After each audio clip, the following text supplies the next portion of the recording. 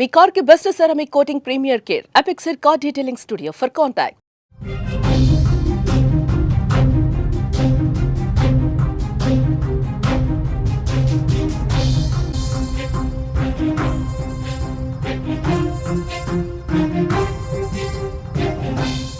After rebuilding the United States military in my first term, and with the addition we are adding right now, we have the most powerful military anywhere in the world, and it's not even close.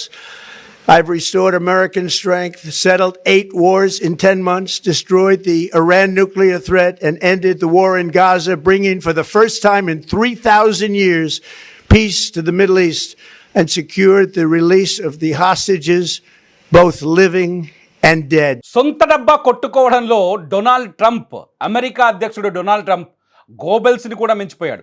మామూలు కాదు, సొంత డబ్బా కొట్టుకోవడంలో Goebbels కంటే చాలా గొప్పవాడిలా కనిపిస్తున్నాడు Donald Trump. ఎందుకంటే పదే పదే 10 నెలల్లో 8 యుద్ధాలు ఆపాను, నేను ఈ ప్రపంచ శాంతికి కారకుడను, నా వల్లే యుద్ధాలు ఆగాయి, మిడిల్ ఈస్టులో గడిచిన 3000 సంవత్సరాల్లో ఎవడూ నాలాగా యుద్ధాల్ని ఆపలేదు, నేనే ఇరాన్ అణు ముప్పుని అంతమొందించాను, నేనే గాజా యుద్ధాన్ని ఆపేశాను, నేనే భారత్ పాకిస్తాన్ అణు యుద్ధాన్ని కూడా అడ్డుకున్నాను.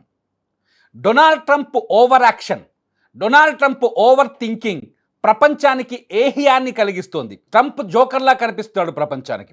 మీకేమనిపిస్తున్నాడో నాకు తెలియట్లేదు. ఎందుకంటే తాజాగా అమెరికాలో ట్రంప్ తన సొంత డబ్బా కొట్టుకోవడానికి ఒక సమావేశం ఏర్పాటు చేశాడు. అంటే అమెరికా గ్రోత్ మీద ఆయన మాట్లాడారు.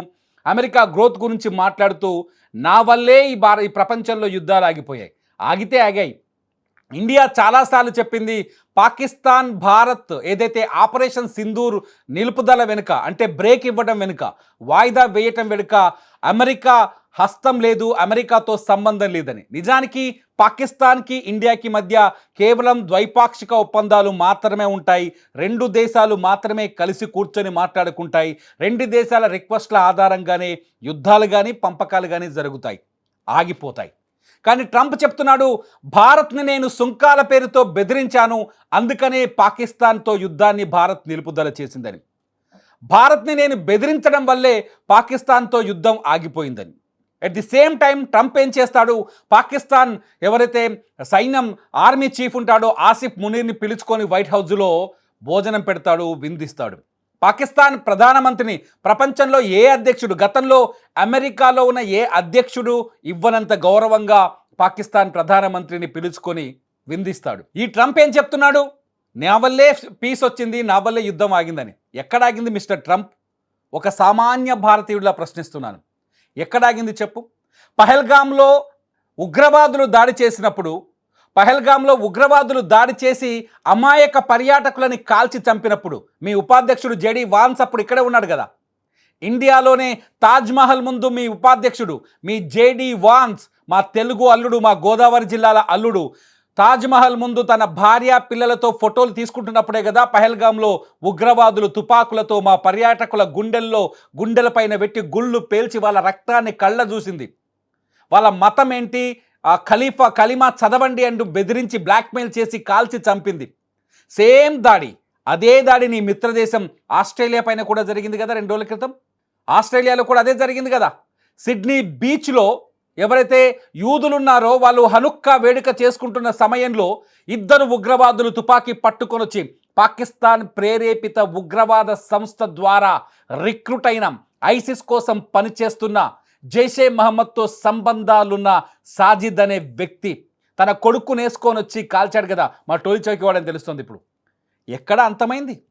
మతోన్మాదాన్ని రెచ్చగొడుతున్న, మతోన్మాదానికి కేంద్రంగా మారిన పాకిస్తాన్ని భుజానెత్తుకొని నేను ప్రపంచానికి శాంతిని ప్రసాదించాను, నాకు నోబెల్ బహుమతి ఇవ్వలేదు, నేనే యుద్ధాన్ని ఆపాను, 10 నెలల్లో నేను 8 యుద్ధాలు ఆపాను. ఎక్కడ ఆపావు?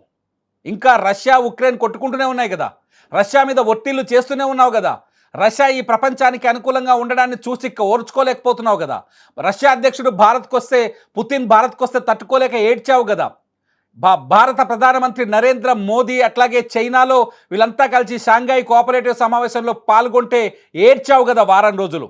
నువ్వెక్కడాపై యుద్ధాన్ని? ఎక్కడాపావు యుద్ధాన్ని? సుంకాలతో ప్రపంచ దేశాలన్నింటినీ బెదిరిస్తున్నావు కదా. భారతదేశం పైన 50% సుంకాలు వేసి నేను సుంకాలతో బెదిరించాను యుద్ధం ఆపమని ఎందుకు డబ్బా కొట్టుకుంటున్నావు డియర్ ట్రంప్? గతంలో ది టామరన్ డ్రమ్ అండ్ కింగ్ అని ఒక స్టోరీ ఉండేది. రాజునెత్తిలో కొమ్ములు అని చెప్పుకునేవాడు. ఆ డ్రమ్ముకు మోగేది. అట్లా ఉంది ఈయన కథ. డొనాల్డ్ ట్రంప్ చేస్తున్న ఈ డబ్బా ప్రపంచాన్ని మిస్లీడ్ చేస్తుందనేది నా ఉద్దేశం. డొనాల్డ్ ట్రంప్ కొట్టుకుంటున్న ఈ డబ్బా ప్రపంచాన్ని తప్పుదారి వైపు తీసుకెళ్తుంది. డొనాల్డ్ ట్రంప్ ఇంకా అమెరికా ఆధిపత్యమే ఈ ప్రపంచం పైన కొనసాగాలని బిహేవ్ చేస్తున్నట్టుగా చాలా స్పష్టంగా కనిపిస్తుంది. డొనాల్డ్ ట్రంప్ ఈ వార్షిక సమావేశంలో ఏం చేశాడో తెలుసా? గత అధ్యక్షుడు బైడెన్ కావచ్చు, కమలా హ్యారిస్ కావచ్చు, ఉపాధ్యక్షులు వీళ్ళు చేసిన తప్పిదాలన్నింటినీ చూపించే ప్రయత్నం చేశాడు. అది మీ రాజకీయం.